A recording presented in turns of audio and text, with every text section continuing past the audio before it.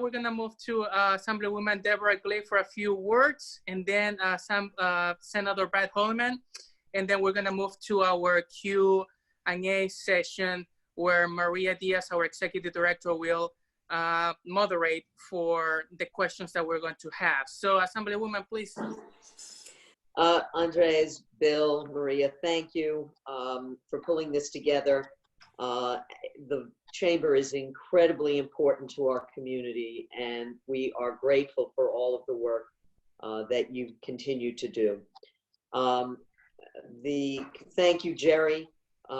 If 75% of this happens, it will be a good thing. But of course, I want it all. The state at the moment, the estimates are, somewhere around $15 to $17 billion this year in lost revenue, because it's both income tax, sales tax, and some other ancillary fees that have to do with user fees and stuff. So it's substantial and frightening. There's no way out of this without some assistance from the federal government.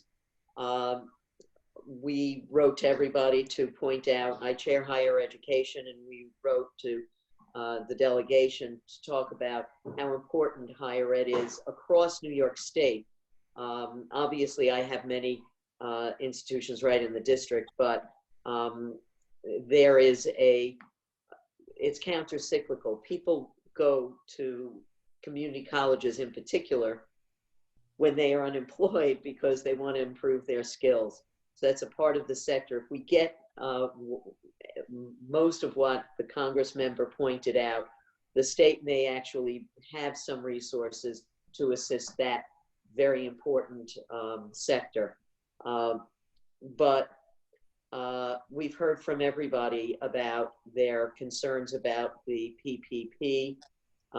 This would address some of those, the 75-25 rule, and clearly, the banks, the state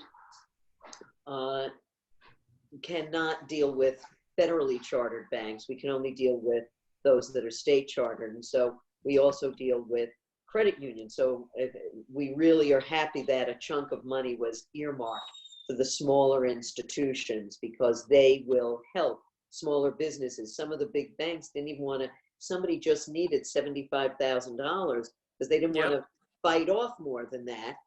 They were barred. Nobody wanted to deal with them. So it wasn't legally barred. It was just that the banks that's not enough. That's too much, not enough to be bothered with our time.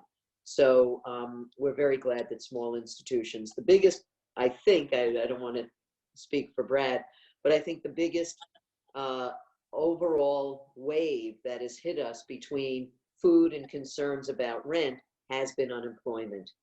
And our staffs are working diligently every day with people who have sent in as best they could and got to the unemployment website when it was up, and are expecting a phone call or expecting some communication. They have some glitch, they're not sure what it is, and it's radio silence. So we have been fielding 50, 100 calls a day and trying to help troubleshoot those.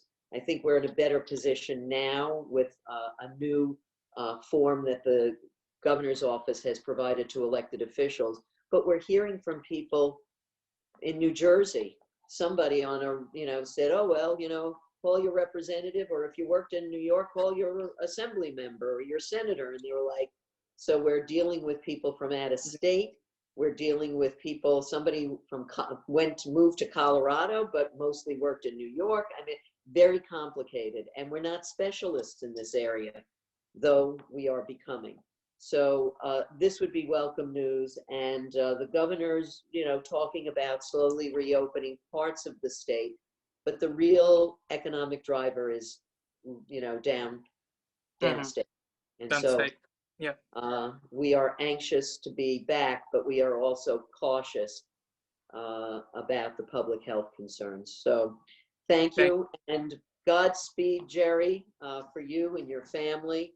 and everything that you're working hard for us. We are so incredibly grateful to you, and we know how smart you are and how hardworking you are, and we are grateful.